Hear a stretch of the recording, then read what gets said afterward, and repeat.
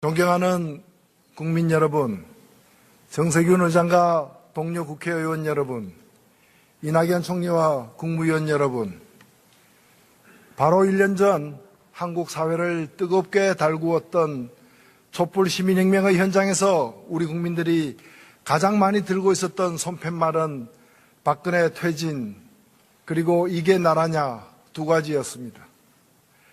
그로부터 1년여의 시간이 지난 지금 박근혜 퇴진은 불가역의 현실로 실현되었습니다. 법의 심판과 역사의 평가만이 남았을 뿐입니다. 반면 이게 나라냐는 물음 앞에 대한민국은 아직 답을 주지 못하고 있습니다. 우리 국회 역시 마찬가지입니다. 이게 나라냐는 구호는 단순히 국정농단 사건에 연루된 최고 권력자와 그를 둘러싼 일부 인물들의 용납하기 어려운 행태만을 문제 삼는 게 아니었습니다. 그것은 오랫동안 한국 사회에서 누적되어 온 불평등과 불공정으로 인한 사회적 격차를 해소하고 최소한의 인간다운 삶을 살 수 있는 나라를 만들어 달라는 것이었습니다. 저는 지금도 똑똑하게 기억하고 있습니다. 20대 국회가 시작된 2016년 6월 개원국회에서 당시 민주당의 김종인 대표, 새누리당의 정진석 원내대표, 국민의당의 안철수 대표, 그리고 정의당 원내대표인 본 의원 등 국회 사당 대표자들이 바로 이 자리에서 한 국회 대표연설에서 놀랍게도 모두 똑같은 현실 진단을 얘기했습니다. 대한민국의 가장 심각한 현안은 날로 벌어지는 사회적 경제적 격차이며 격차 해소 없이 대한민국은 한 걸음도 나아갈 수 없다는 진단이었습니다. 이렇듯 우리 20대 국회는 이게 나라냐는 외침을 지난해 겨울 촛불광장에서 처음 들은 것이 아니었습니다. 우리는 이미 알고 있었습니다. 원내 각 정당과 선후배 동료 국회의원 여러분께 제안드립니다. 고질적인 불공정과 불평등의 현실을 타파하는 것이 제20대 국회의 가장 중요한 과제임을 재확인합시다. 그리고 불평등 불공정 구조 타파와 격차 해소를 위한 초당적 노력을 경주합시다. 사실 불평등 불공정 구조 타파를 위한 격차 해소는 지난해 대통령 선거에서도 모든 후보들의 공통 공약이었고 다양한 정책이 제시되었습니다. 그래서 지난해 5월 19일 대통령과 5당 원내대표 오찬 회동에서 저는 대통령 선거 당시 5당 후보들의 공통 공약을 최우선으로 실현하여 국민들이 정치를 보다 신뢰할 수 있게 하자고 제안하였고 참석자 전원의 동의를 얻었습니다만 그 약속은 아직도 실현되지 않고 있습니다. 그중 최저임금 문제는 지금 각 정당 대표 연설에서도 논란으로 증폭이 되고 있습니다. 지난해 5월 대통령 선거 당시 5당 후보들의 최저임금 인상 공약은 최저임금 1만 원을 2020년까지 달성하느냐, 2022년까지 달성하느냐로 나뉘었습니다. 사실 2022년까지 1만 원 달성은 그동안의 평균 인상률만큼만 인상하겠다는 것이었고 2020년 1만 원 달성은 최저임금을 평시보다 조금 더 큰 폭으로 인상해야 격차 해소에 도움이 된다는 것이었습니다. 그러나 2020년과 2022년 사이에 한강이 흐르는 것도 아니고 휴전선이 가로막고 있는 것도 아닙니다. 원내 각 당이 격차 해소에 기여할 수 있는 구체적인 최저임금 인상 로드맵을 제시하고 합의에 즉각 착수합시다. 최저임금 인상과 관련하여 영세 자영업의 어려움이 많이 지적되고 있습니다. 매우 현실적이고 중요한 문제입니다. 그런데 최저임금 인상에 따른 중소기업 영세 자영업자의 피해를 말하는 국회는 지금까지 중소기업과 영세 자영업자를 위해서 무슨 일을 해왔습니까? 중소기업에 대한 대기업의 갑질에 단호한 태도를 보여주었습니까? 영세 자영업자를 위한 상가 임대차 보호법은 도대체 왜 아직도 국회 법사위에서 낮잠을 자고 있는 것입니까? 건물주의 임대료 폭리에 대해서는 무슨 조치를 취했습니까? 우리 모두가 알고 있는 것처럼 최저임금 인상을 회피하는 것으로 자영업의 문제가 해결되는 것은 아닙니다. 서울에서 신장 개업한 음식점 중 1년을 버티지 못하고 폐업하는 경우가 70%를 넘는 현실이 보여주듯이 자영업은 대한민국에서 중산층 몰락의 현장이기도 합니다. 이 같은 현상은 차별과 격차로 노동시장에서 축출된 많은 사람들이 자영업으로 몰리면서 경제활동 인구 대비 자영업 종사자의 비율이 미국의 4배에 이르는 비정상적인 현실입니다. 동시에 자영업 시장 내부의 부당한 계약 관행이 쌓인 결과이기도 합니다. 따라서 격차 해소를 위한 대책은 최저임금 인상이나 공공부문 일자리 창출을 넘어서는 종합적이고 장기적인 로드맵의 수립이 필수적입니다.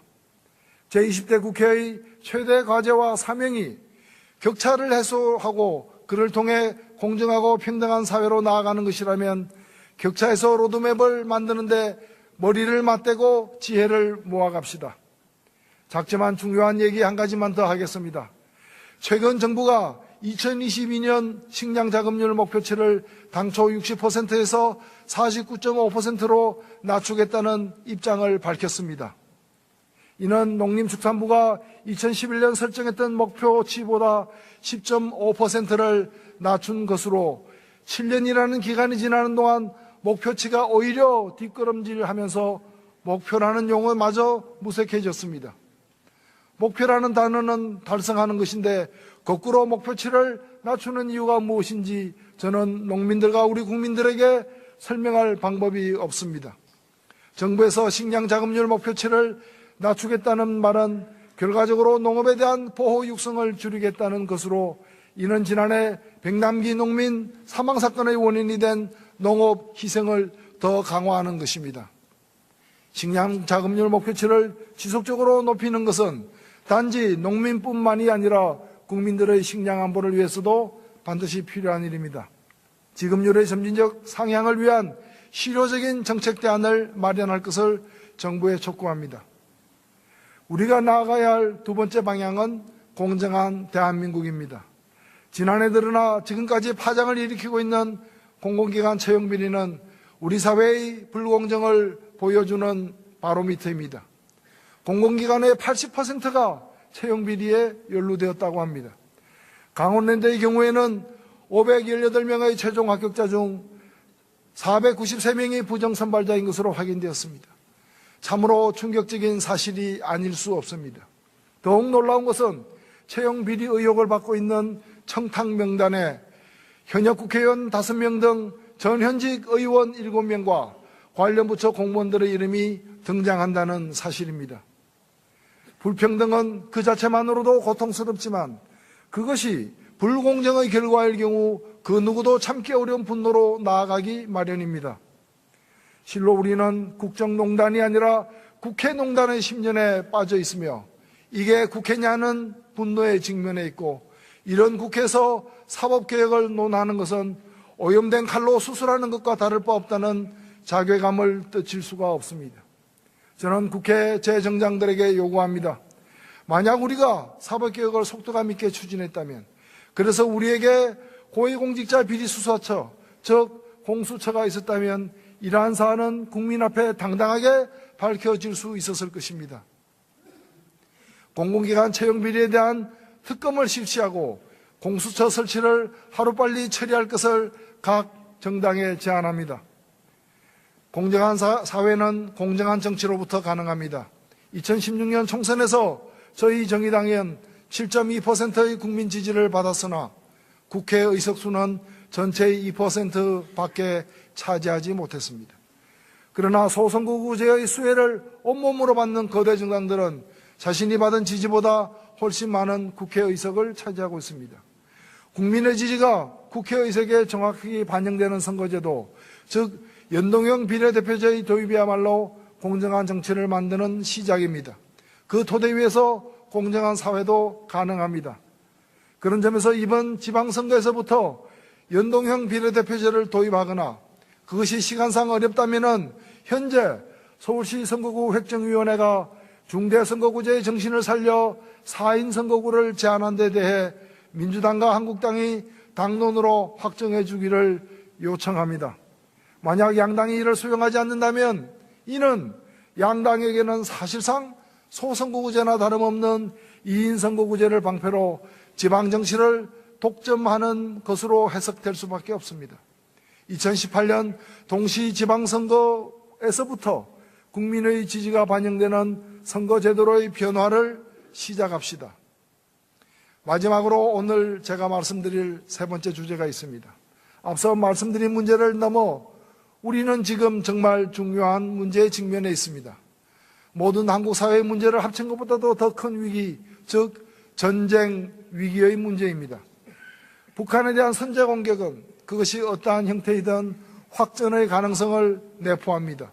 무엇보다도 그로 인한 피해는 대한민국 국민, 특히 인구의 반이 몰려있는 수도권 주민이 가장 크게 지게 됩니다. 전쟁의 대가가 국민의 생명이라는 사실은 설명이 필요 없을 것입니다. 지금 당장 국회가 할 일은 명확합니다. 전쟁 위협을 막고 국민의 생명을 지키는 것입니다. 저는 이 자리에서 원내 모든 정당에 제안합니다. 어떠한 경우에도 전쟁을 반대한다는 북한에 대한 선제 공격 반대 결의안을 국회가 채택합시다. 국회가 한반도 전쟁 위협을 막고 국가와 국민을 지키는 일에 나섭시다. 평화와 국민의 생존에 여야 또는 보수 진보가 있을 수 없습니다. 우리는 이미 보수와 진보를 막론하고 한반도 평화에 있어서는 공통의 철학을 공유하고 정책으로 채택한 경험이 있습니다. 1991년 노태우 정부 시절 남북한 기본합의서 정신을 기억해 보십시오. 그때의 경험을 되살려 어떠한 경우에도 전쟁을 반대한다는 점을 명확히 합시다. 그런 후에 북한의 비핵화를 관철시키는 슬기를 발휘해야 합니다. 북한의 비핵화는 한반도 비핵화와 같은 말입니다. 비핵화는 영구적인 한반도 평화의 전제입니다. 그런 점에서 전술핵 배치나 핵무장과 같은 정책은 평화보다는 갈등과 긴장을 택하고 종국에는 전쟁도 불사하겠다는 선동에 불과합니다.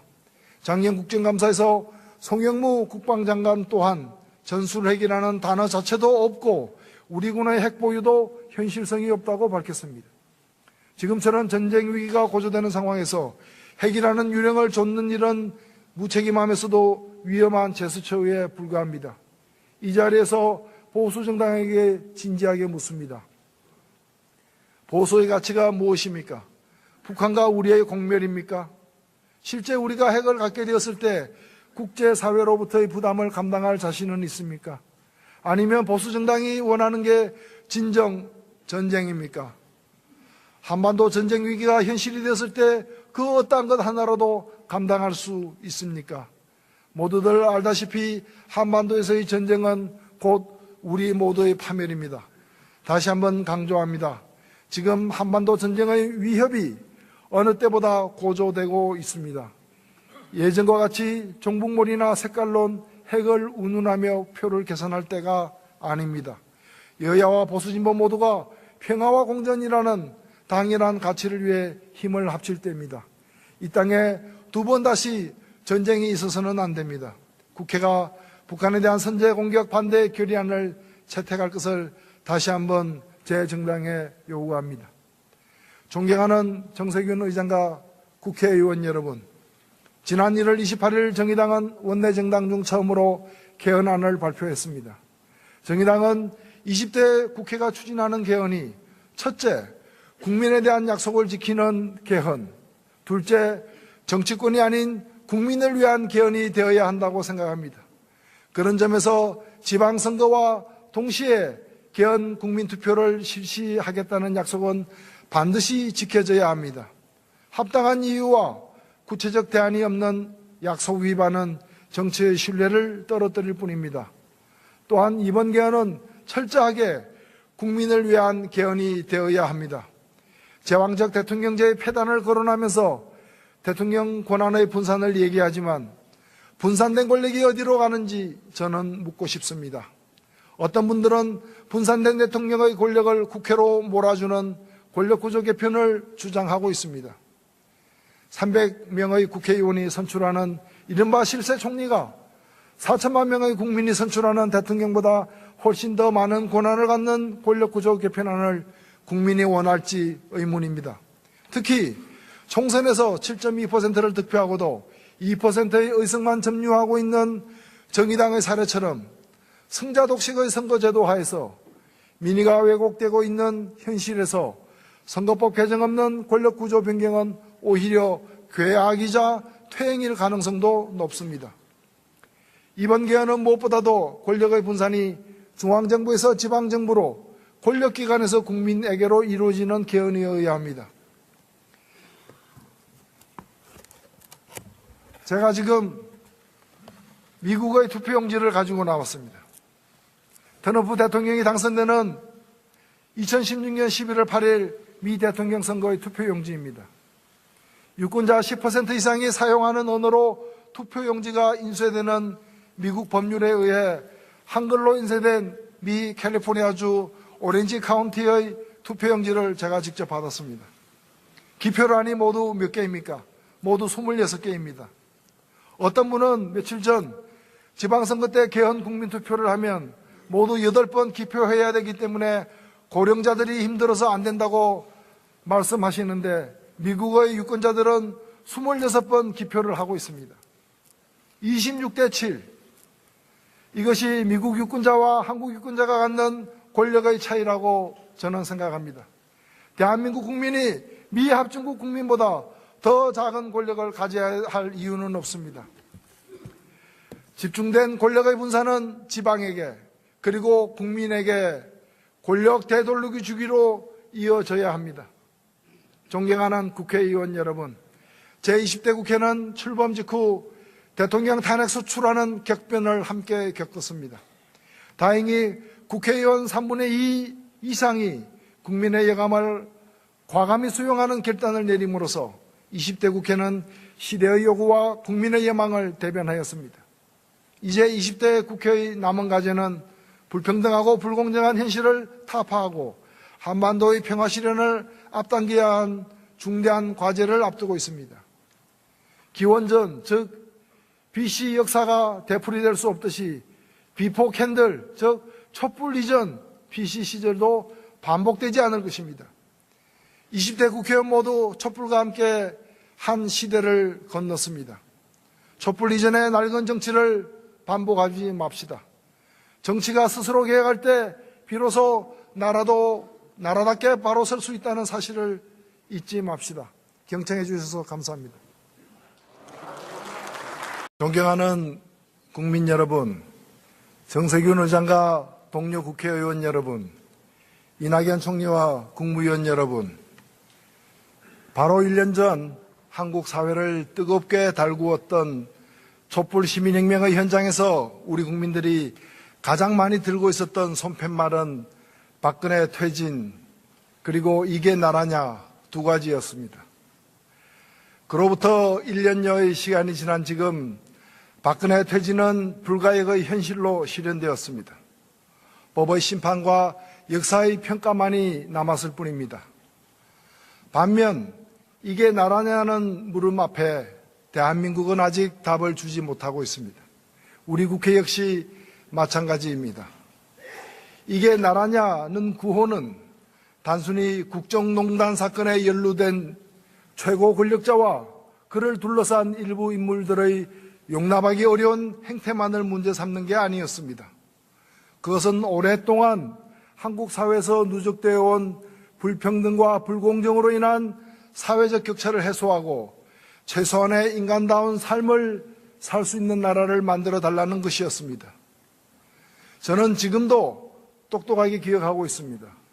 20대 국회가 시작된 2016년 6월 개원국회에서 당시 민주당의 김종인 대표, 새누리당의 정진석 원내대표, 국민의당의 안철수 대표, 그리고 정의당 원내대표인 본 의원 등 국회 사당 대표자들이 바로 이 자리에서 한 국회 대표연설에서 놀랍게도 모두 똑같은 현실 진단을 얘기했습니다.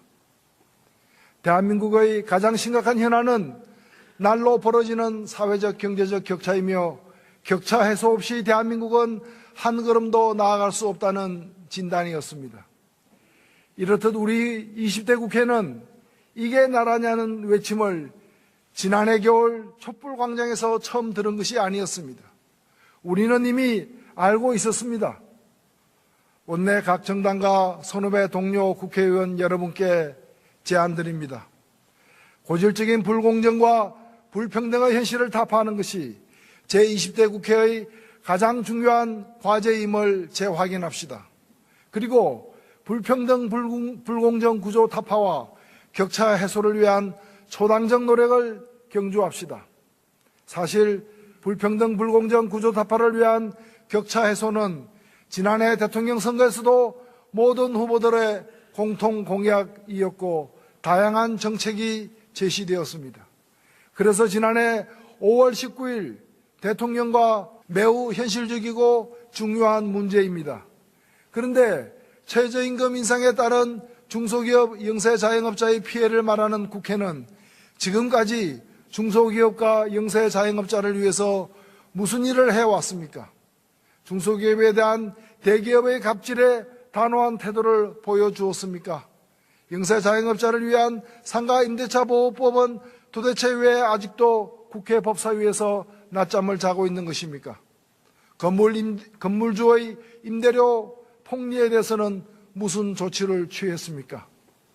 우리 모두가 알고 있는 것처럼 최저임금 인상을 회피하는 것으로 자영업의 문제가 해결되는 것은 아닙니다. 서울에서 신장 개업한 음식점 중 1년을 버티지 못하고 폐업하는 경우가 70%를 넘는 현실이 보여주듯이 자영업은 대한민국에서 중산층 몰락의 현장이기도 합니다. 이 같은 현상은 차별과 격차로 노동시장에서 축출된 많은 사람들이 자영업으로 몰리면서 경제활동 인구 대비 자영업 종사자의 비율이 미국의 4배에 이르는 비정상적인 현실입니다. 동시에 자영업 시장 내부의 부당한 계약 관행이 쌓인 결과이기도 합니다. 따라서 격차 해소를 위한 대책은 최저임금 인상이나 공공부문 일자리 창출을 넘어서는 종합적인 5당 원내대표 오찬회동에서 저는 대통령 선거 당시 5당 후보들의 공통공약을 최우선으로 실현하여 국민들이 정치를 보다 신뢰할 수 있게 하자고 제안하였고 참석자 전원의 동의를 얻었습니다만 그 약속은 아직도 실현되지 않고 있습니다. 그중 최저임금 문제는 지금 각 정당 대표 연설에서도 논란으로 증폭이 되고 있습니다. 지난해 5월 대통령 선거 당시 5당 후보들의 최저임금 인상 공약은 최저임금 1만 원을 2020년까지 달성하느냐, 2022년까지 달성하느냐로 나뉘었습니다. 사실 2022년까지 1만 원 달성은 그동안의 평균 인상률만큼만 인상하겠다는 것이었고 2020년 1만 원 달성은 최저임금을 평시보다 조금 더 큰 폭으로 인상해야 격차 해소에 도움이 된다는 것이었습니다. 그러나 2020년과 2022년 사이에 한강이 흐르는 것도 아니고 휴전선이 가로막고 있는 것도 아닙니다. 원내 각 당이 격차 해소에 기여할 수 있는 구체적인 최저임금 인상 로드맵을 제시하고 합의에 즉각 착수합시다. 최저임금 인상과 관련하여 영세자영업의 어려움이 많이 지적되고 있습니다. 그리고 장기적인 로드맵의 수립이 필수적입니다. 제20대 국회의 최대 과제와 사명이 격차를 해소하고 그를 통해 공정하고 평등한 사회로 나아가는 것이라면 격차 해소 로드맵을 만드는데 머리를 맞대고 지혜를 모아갑시다. 작지만 중요한 얘기 한 가지만 더 하겠습니다. 최근 정부가 2022년 식량자급률 목표치를 당초 60%에서 49.5%로 낮추겠다는 입장을 밝혔습니다. 이는 농림축산부가 2011년 설정했던 목표치보다 10.5%를 낮춘 것으로 7년이라는 기간이 지나는 동안 목표치가 오히려 뒷걸음질하면서 목표라는 용어마저 무색해졌습니다. 목표라는 단어는 달성하는 것인데 거꾸로 목표치를 낮추는 이유가 무엇인지 저는 농민들과 우리 국민들에게 설명할 방법이 없습니다. 정부에서 식량자급률 목표치를 낮추겠다는 말은 결과적으로 농업에 대한 보호 육성을 줄이겠다는 것으로, 이는 지난해 백남기 농민 사망 사건의 원인이 된 농업 희생을 더 강화하는 것입니다. 식량 자급률 목표치를 지속적으로 높이는 것은 단지 농민뿐만이 아니라 국민들의 식량 안보를 위해서도 반드시 필요한 일입니다. 지급률의 점진적